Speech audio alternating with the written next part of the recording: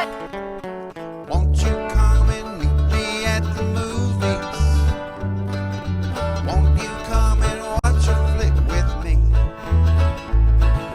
Famous scenes with drama queens and heroes acting out there on a silver screen. Come grab a seat, the popcorn is on me. Camera speed. Sound production, take one. Hello there. Welcome to Meet Me at the Movies. I'm Noel T. Man II. So glad to have Douglas Davidson back. I tell you, Douglas, it felt like forever since you were on the show. And then now, like in the past month, what, 3 times I think we've had you on the show? I think that's about right. So it's almost time for me to go back into hibernation, I think, before we start getting the non-viewer mail about how I need to go away again. I gotta show up, do a little razzle dazzle, and then disappear. That's how you keep them wanting you to come back. Yeah, and if you want that non-viewer mail email address, it's info@c19.tv. That's info at c19.tv. Well, I will tell you, I want to apologize to both you and the audience. When I looked at what we were going to cover, I thought it was the Oahu International Film Festival. So that's why I'm wearing my Honolulu gear. But I guess since you're wearing a Camp Overlook shirt, well, I could call this my camping gear. So that's right. We are going to be talking about not the Oahu International Film Festival today, but the Overlook International Film Festival today, which is a little bit different. Does not take place in Hawaii. That is true. That is true. Though there are some tropical, if you will, sorts of tales. Though tropical that is probably not quite appropriate for New Zealand. But I was trying to make the connection. That's okay. But for those of you that aren't familiar, the Overlook Film Festival takes place in New Orleans.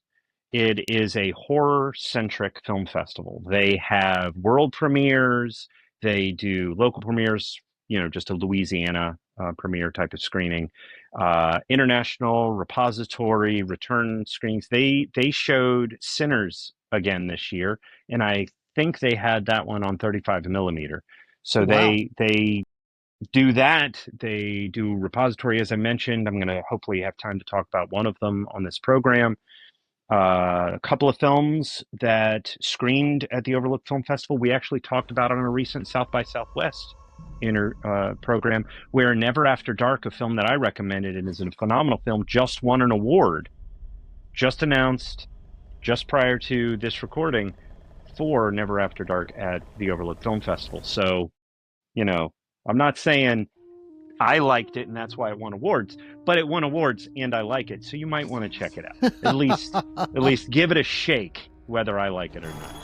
But this is actually my 4th time covering the Overlook Film Festival, and it is always got best way to phrase it, it's got wonderful flavor. It's always got an interesting selection of films, again, that could be having their premieres, may have just screened at South by, or maybe are just opportunities for audiences to check something out they hadn't seen as an anniversary. So it's always a good time.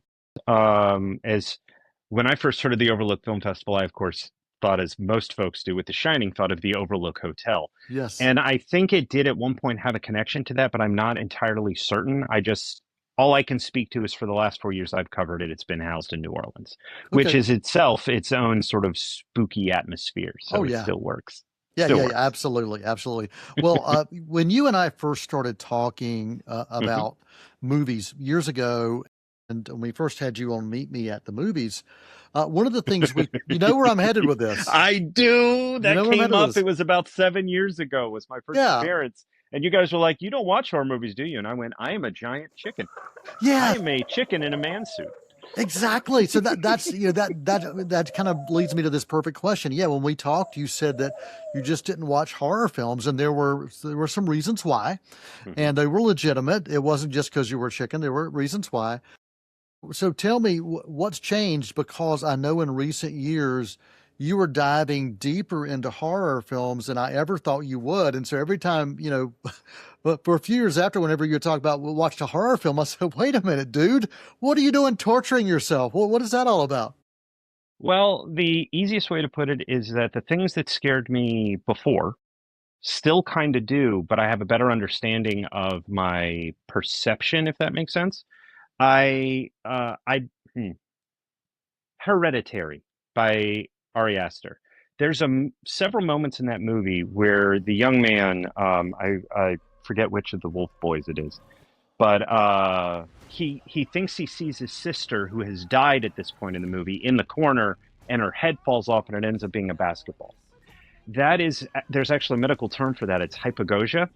And it's where when you wake up in the middle of the night, you see things because your brain still thinks that it's asleep. So it's taking what it sees and adding elements to it. Well, I've had that my entire life, and I just didn't know it had a name. So I've always been scared of the dark. I've always been scared of horror movies because my imagination does this stuff to me. I don't need to feed it anything else.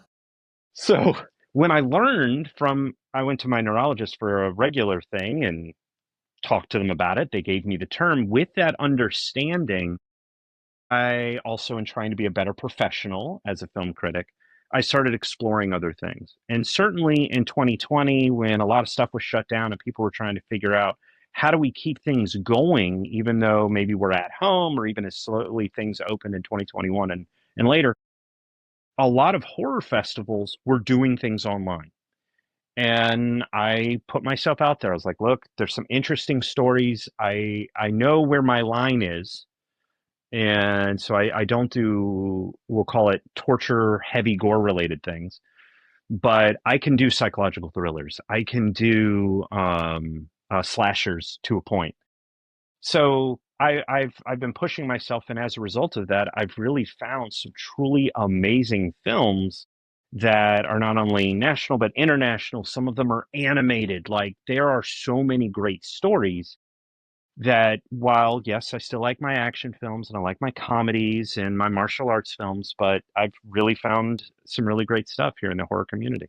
Well, awesome. And Well, I appreciate that background, and I'm sorry to bring back up your tortured past, but let's but let's dive into some of these films. We've got about five I know we'd love to cover, and the first one, I think, Marama. Is that Marama. correct? I've got to do that with a question mark, like Leonard would on The Big Bang Theory. Marama, so because I don't know.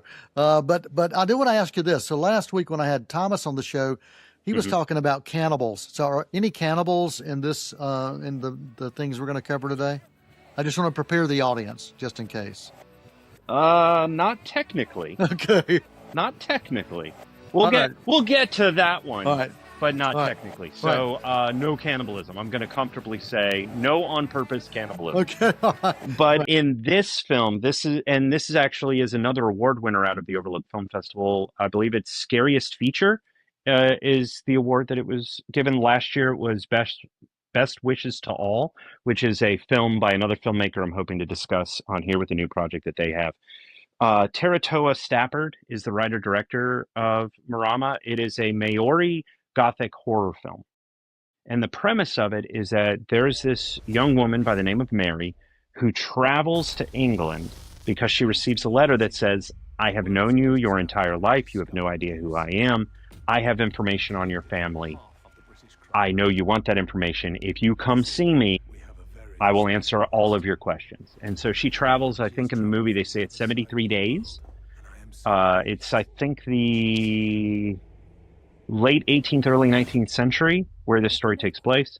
And she travels to England, and first, things are received a little cold when she first arrives, but when the owner of the estate that she has traveled to finds her, offers her a job, is open arms, and hey, be part of our group. And the longer she's there, the more unsettled she becomes. The warmer things are, the more uncomfortable things become.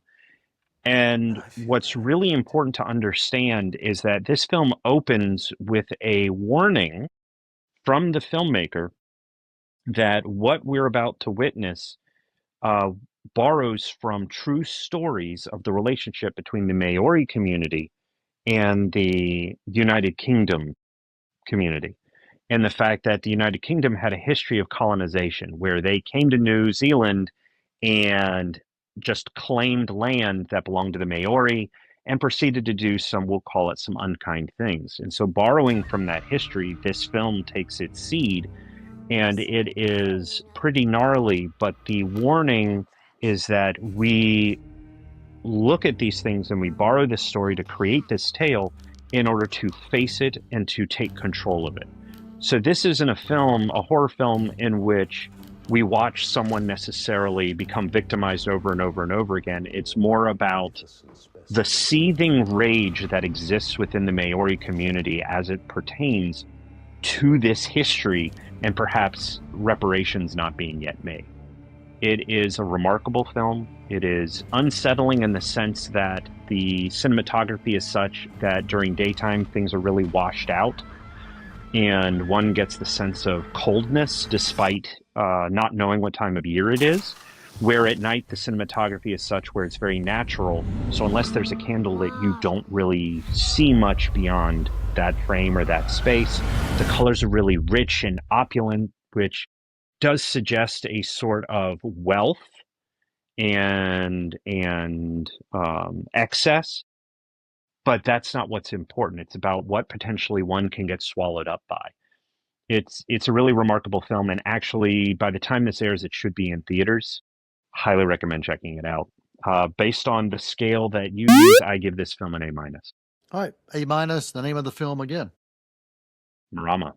Marama. Oh yeah. And if you want to say it with an accent, how would you say it with an accent?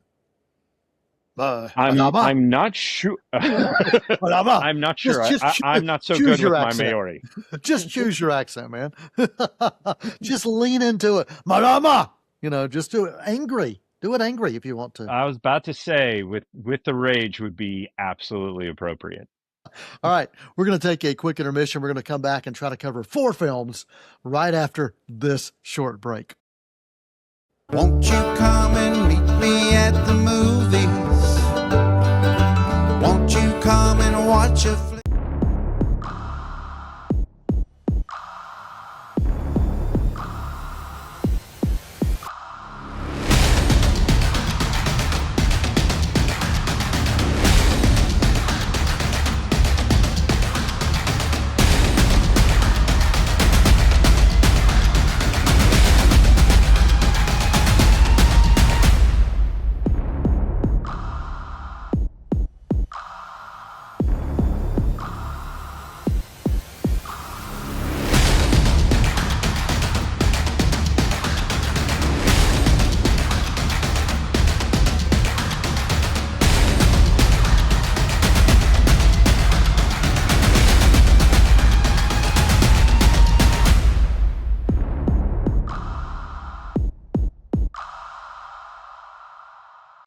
Want to stay connected to everything happening at Cleveland Community College?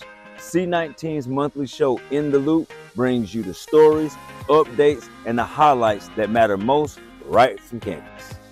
From program spotlights and upcoming events to alumni interviews and college updates, In the Loop keeps you informed and engaged. Catch home game schedules for all CCC athletics, plus fun and meaningful conversations with the Yeti along the way. Whether you're a student, employee, alumni, or supporter of CCC, this is your inside look at life on campus. Tune in monthly on C19 and stay in the loop with Cleveland Community College. Won't you come and meet me at the movies? Won't you come and watch a flick? Hey, folks, welcome back to the Meet Me at the Movies TV show. Douglas Davidson joining us, and we are talking about the Overlook Film Festival. Last time Douglas was with us, we talked about a bunch of things, but we have had him on recently talking about South by Southwest, so he is our resident, I guess you could call him our resident film festival reviewer right now. We'll go ahead and give you, I'll get some cards made up and I'll send them your way. I'll take it. We'll have to settle on what that name's got to be, but we want to talk about another film that is in theaters, Normal, and this guy that we've seen, he's been through a lot lately on film. A lot of damage happens to this guy, but he keeps on going. Let's talk about this film, Normal, and then after that, we might talk about something that relates to cannibals. We'll see. But let's talk about Normal. Normal is the new Ben Wheatley movie, director of High Rise, And in the Earth, one of my personal favorites is Free Fire, which is an absolutely chaotic piece of cinema, of crime cinema. But this one is written by Derek Holstad, which, if you don't know that name, you absolutely know his work. This is the guy who literally created the John Wick universe. He is behind Nobody, and it's through Nobody that Derek Kolstad and Bob Odenkirk, who stars in the Nobody movies, met each other, and they came up with a story for what would become Normal that Kolstad ended up drafting, Odenkirk stars in, along with a number of other actors like Henry Winkler and Lena Headey, who show up in this film, which is anything but what the title says. It is a ferocious joyride of absolute chaos. The premise of Normal is, and by the way, it's not in any way connected to either the John Wick universe or the Nobody films in any way, shape, or form. Because in the Nobody films with Odenkirk, he was a former special operative who had retired and had been retired for a long time and was feeling the itch of not being in action, and then stuff happens. Here, Odenkirk plays a sheriff by the name of Ulysses, who has been a part-time sheriff for a number of years. There is a reason why. The film gets into it, and as always, it's some sort of tragic backstory. Yes, sir. He has now ended up in Normal, Minnesota. He's only supposed to be there for 8 weeks. The sheriff who was there, who was beloved by everybody, has recently died, and he's just stepping in to sort of help with the transition before there is another election. He's not meant to do anything more, and he will say this: just make sure everybody's cool, stamp some papers, move on at the end of 8 weeks. I say we play the hand that's been dealt to all. This is the type of sheriff that, even though he wants to just observe and move on and not be engaged with people, he can't help himself but get engaged with people. So that when a bank robbery happens, rather than things escalating, he wants to step in and just smooth things out. I think the line in the movie is calm cleans messy every time. Well, when he goes to enter that bank, he doesn't realize that what's in the bank is really important, and a bunch of people don't want anyone to find out. At which point, the town of Normal reveals itself to be something else entirely. It is ridiculous. It is bombastic. If you like the kind of action film in which most everybody doesn't know what they're doing, and there's a chance that the good guys might make it out if they get lucky, you're going to enjoy yourself. It's just a rambunctious, ridiculous time at the movies. And sometimes that is exactly what you want. And Kolstad has really figured out how to tell a story that has larger stakes with a small crew. Wheatley, as director, understands how to direct chaos, and particularly large ensembles when you're moving from location to location. And Odenkirk has figured out really where his wheelhouse is sort of a late-stage action hero, but particularly in this, where he's not the action hero we've seen in Nobody, who knows how to take down 15 guys with a pencil like John Wick. This is someone who's sort of accidentally blowing people up with a grenade launcher, or, ooh, there's some dynamite. I wonder what this could do. Like, it's a really good time because it's, in some cases, unpredictable. And that's what makes it really entertaining. Well, three things that I was drawn into. Ulysses, that was going to be my name, but they settled on Noel. So Ulysses, I'm like, yep, got to see it. The second thing is chaos. Anytime there's chaos, I'm there. I want to embrace it.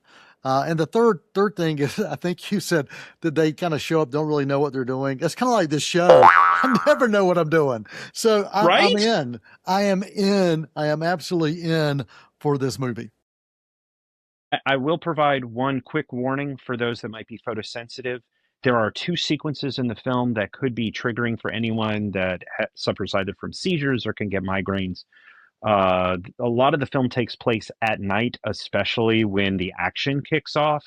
And there's an elongated scene you might notice in the trailer with a white flashing light and not a long sequence, but a sequence involving lights of cop cars swirling. So if you have any issues with photosensitivity, just be advised, maybe take your meds before you go in, that kind of thing. Film is normal. Your rating? I gave that one a B+. Right. It is a good time. Awesome. B+ for normal. And hey, if you get hungry, you might want to have some chili fingers. Let's talk about chili fingers. So here's the almost cannibalism. Chili Finger is a crime thriller comedy, dark comedy, that is actually based on a true story. And if you don't know the story and you're curious, go see the movie first, then look it up. Mostly because the story serves as we'll call it the skeleton, the foundation for why things happen in this movie, but not necessarily the way things happen in this movie. This was co-directed by Ed Benda and Stephen Helstad. Helstad did write this script. It's got Judy Greer, John Goodman, Bryan Cranston, and Sean Astin in central roles in this, along with a number of other supporting characters that are with performances that are really impressive. I know Thomas has seen it, and he did an interview with the cinematographer. He would say this. I agree with it. It's a Coen Brothers type film. It's that sort of Raising Arizona meets Fargo energy in it, where some people know what they're doing, some people know what they're looking for. All it takes is to make the right choice, not necessarily the choice that's going to get you what you want, but the right choice, and all of this stops. But because no one makes the right choice, it just keeps going. And because Noel had teed it up, it's important to understand here that what ends up happening is that a husband and wife go out to a restaurant after having dropped off their child who's just gone to college. They're having a bad day. They miss their daughter. And the wife, played by Judy Greer, goes to eat her chili, and inside of it is a finger that is in her mouth, and she spits out. So it is almost cannibalism, but not quite. And so the question becomes, how did the finger get in there? What else could possibly go wrong? And how do we sort out truth from fiction, from the story we tell ourselves about what is and what should be? It is a ridiculous film. It is an absolutely good time. It premiered at South by Southwest. It is still in the festival circuit. No current distribution plan that I've been made aware of, but it is certainly one to keep an eye out for, and also to make sure to, check your food bowls before you. And for our viewers, that is also why we do not have a trailer for this particular film yet. We do have the images as we've tried to show you, but no trailer. Your rating for Chili Finger? B+. All right, B+. B+ for Chili These Finger. are some steady recommendations so far. Awesome. We've got time for one more, and I think there's one called New Group that you wanted to talk about. Oh, absolutely. New Group. So earlier in the show, I talked about Best Wishes for All. It had won the Scariest Feature Award last year. This is from the same writer-director, Yuta Shimotsu. I've covered Best Wishes for All last year. It is a wild movie. This filmmaker likes to create satire horror films in which I'm going to take, like Best Wishes for All, the idea of how do we define happiness, how do we find happiness, and push it as far as we can go. And with New Group, this film is about a high schooler who is struggling to fit in. She knows right from wrong, but more or less wants to be left alone. Why? This film explores in detail. But one day, while she and her classmates in Japan are out doing their exercises in gym class, the gym teacher starts getting super aggressive. And when I say super aggressive, I mean hitting a student. And then the next day, we see that gym teacher is in a gym formation, in a cheerleading formation, hands and knees on the field. And later when they look, now there's a pyramid. 2 other people have joined. End of the day, they disappear. Next day, now there's more people. Not only are there more people, but some of the students are getting involved. Nobody really seems to understand it. Nobody really seems to be able to figure out why. And not enough people are asking questions, but our lead character, I, does. She wants to know what's going on. Some other people want to know what's going on. And they start to realize that as they investigate it, other students are noticing that they're investigating it, and they appear in gym formations and start coming after them, moving in these groups where it could be people just doing somersaults. It could be people crawling. Some people are doing the worm, but they're all moving as a singular group. And the idea of the film is to explore this notion of what is a group, what makes for a good group, what makes for a healthy group. And when I wrote about this movie, I made connections between Yo Gabba Gabba and Todd Browning's Freaks, Yo Gabba Gabba being the kids' show, and Todd Browning's Freaks, as well as Little Shop of Horrors. Because the only way to really understand New Group is to know that it's a cosmic horror film that will have you wondering why you're in the groups you're in and whether or not you should be. Awesome. And your It's a rating wild, for... it's a wild and silly movie. I give this one an A-. All right, cool. Just it is way more straight than Best Wishes to All is. So if you liked that, look for this one. And this actually got picked up before Overlook started. It was picked up for distribution by Shudder. And Shudder is part of the Independent Film Company. They sometimes release their films in theaters, even when they're Shudder acquired. But then they do eventually come to the streaming service. So if you have access to Shudder, you can watch Best Wishes to All now, and then you can keep an eye out for New Group to come down later on this year. Awesome. And we do actually have 1 minute left. Do you want to cover Habit, or do you want to come back and do that later? Just real quick, Habit is a film from 1995 by writer-director Larry Fessenden. He has a new film coming out called Trauma or Monsters All. That film brings together the characters of Habit, Depraved, and Blackout, which are all his interpretation of monster movies as explorations of human trauma. And this new film just premiered, so Overlook screened the other 3 films as part of it. All 3 were released by the Independent Film Company when it was known as IFC Films. All of them are available to own. All of them are available to stream. I've seen 2 out of the 3 that have released already. They are incredibly interesting, character-driven films if you're looking for a different approach to a vampire, werewolf, or Frankenstein story.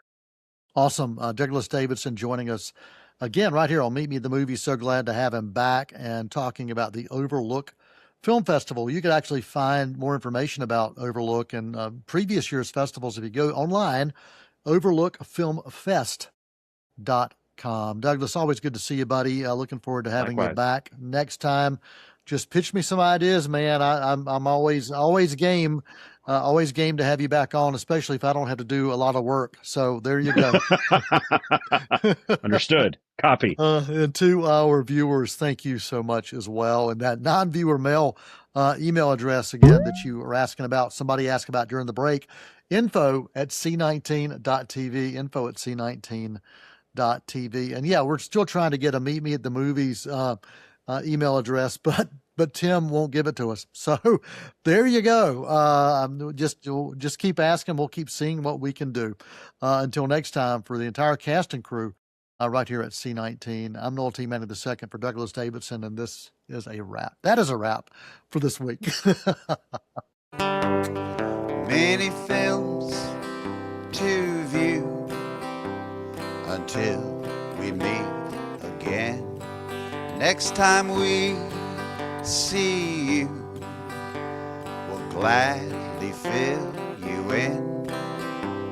We'll tell about the happy and the sad ones. We'll talk about the good ones and the bad ones. Many films to view till we meet again.